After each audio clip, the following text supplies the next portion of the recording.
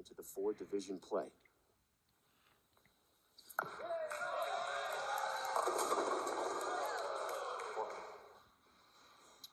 The week before that, Sean Rash almost did it as well. 10 pin. 10 pin.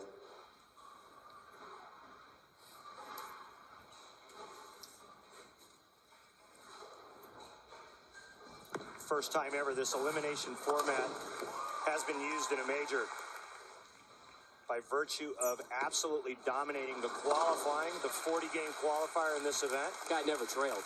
Still without a major title. Only has 4 to his credit. There's a sentimental favorite. It is Belmo and Palermo. The oil is going to take a beating today. Chris, how do you see that working out for Ryan Schaefer? The nail on the head.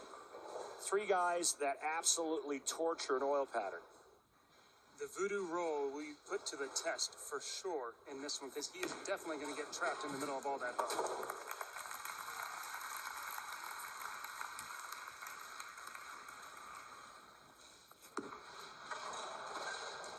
Whoa, skinny jeans fit just right. Bowl on in a PBA experience league. Check with your local bowling center. Rash has the highest seed selected. It did not like this offering. He'll take the Brooklyn, but those things have a way of evening themselves out. Sometimes Belmo. the only thing that keeps you sane. Belmo 9 spare in the first. So he goes trouble, and it's a strike.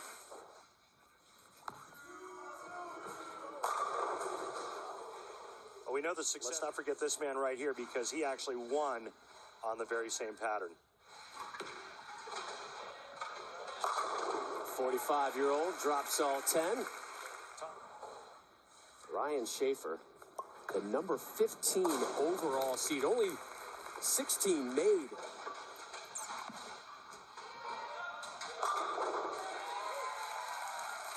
Remember, low score out? Completely different countries, Finland and Australia, and we have very similar stories. He started at a very early age. I think he was 2 years old when he first threw his ball. Osku in the third, still seeking a strike. Leaves double wood. World Championship, another one of those runner-up finishes for him. Spare, strike, strike.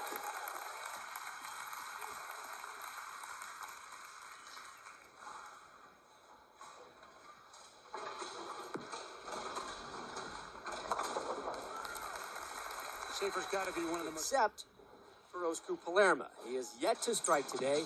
Here's Sean Rash.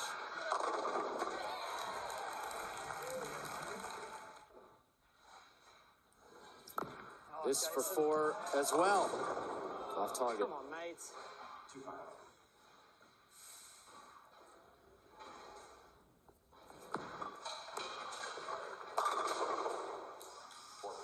Chris, what do you think about down there? And that one goes high. He's going to have to make a change on the right lane for sure. Oh, boy. Open for 300-man Belmo with an air ball.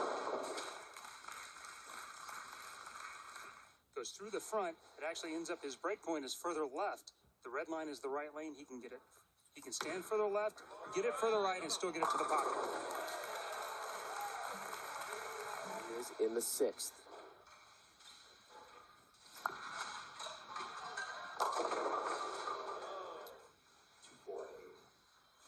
Right now in the first match and get him out of the way. I think the first match on these longer patterns is the only chance that you get, because once there's friction on the lane, his rev rate supersedes. I think Palermo and Belmonte are going to move left here pretty quick. Typically during qualifying, do you see, say, more the traditional players? Just a little bit.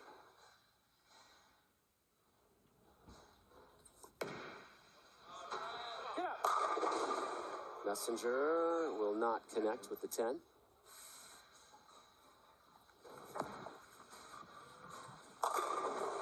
Finally, a strike for Osku, an elusive major. Well, he got a huge break just to get past. Here's Belmo in the 7th.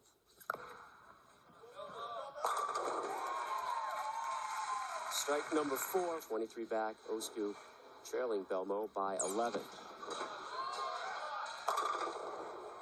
Rash leaves the 9-pin. Not a whole lot of communication between the two of them, but it is getting better. Yeah, I don't think they're going to go out to a lot of it behind them, which is good to see. And here are Rash and Belmo on how they view for his first double. And this will put him to within 1 of Jason Belmonte. Double for Palermo. Rash trailing Schaefer by 1. Zephyr in the 8th, right through the nose. 300 pins. He obviously picked the Scorpion for a reason. Remember what he did on it just a couple of weeks ago. Way right. Way right the whole way. He's in trouble. Looks like he's just over. Overamping it? Just overamping it, trying to make it stay there. His last couple shots in practice, he...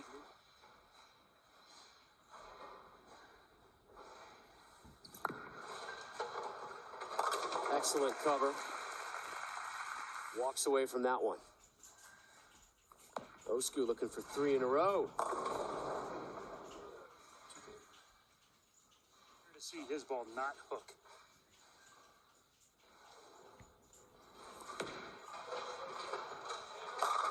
Match high 6th strike for Schaefer. Players to this point by far. If you're in the Schaefer camp, Some of the things behind him, some of the pressures that have built up on him, he's not the guy I want to keep seeing throw shots left to me for the next 2 games. the dogfight here in the 9th.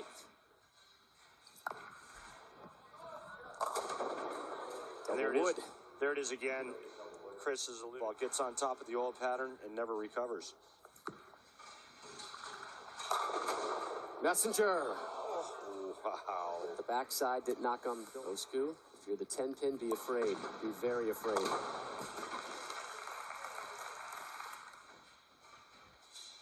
Big effort from Belmo here. Needs to cover the double wood.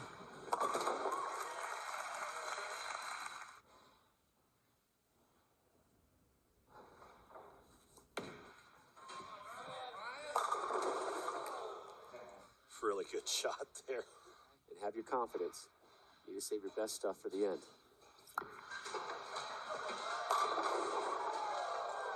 Thing's just exploding around the 7-pin, but it won't drop.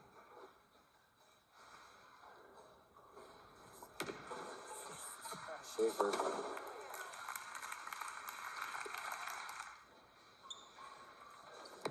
Belmo after the 7. Little hip check.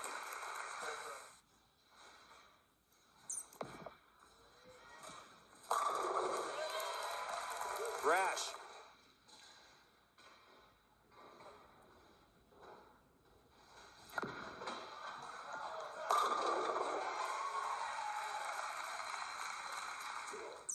They will tie.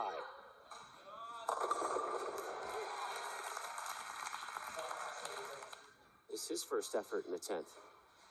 He too has moved on already.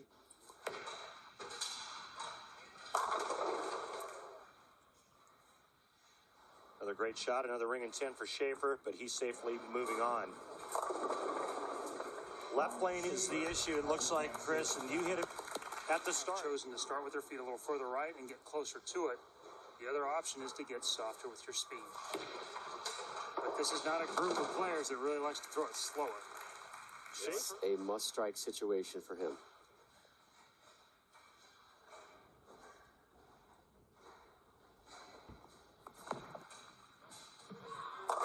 There's your strike. And he gets a spare.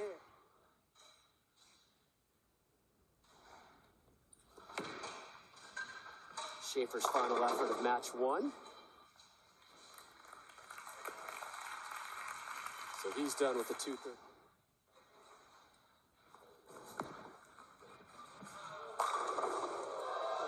Must drop the 10-pin for a tie. Great to these two guys right now. Whoa! Not much room for error. Welcome back to the PBA World Championship Finals. Just a few moments ago, this strike by Jason Belmonte on his fill ball in the 10th meant that Oscar Palermo had to strike out to advance. He got the first one, but number 2 comes up short. Oscar leaves the 10-pin, which he barely converted. That meant a tie with Jason Belmonte, scores of 203 apiece. So now it's time for the sudden death roll-off. Ladies and gentlemen, by PBA rule, this tie must be broken by 1-ball sudden death roll-off. The higher seed, in this case Jason Belmonte, will have choice of starting lane and order. If the bowlers are tied after that first shot, they'll move to the other lane in the same order, and they will alternate back and forth until the tie is broken. Jason Belmonte is elected to start on the right lane. He will go first. Good luck, gentlemen.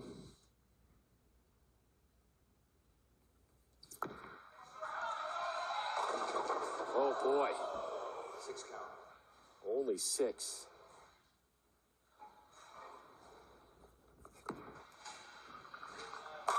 Oscar moves on.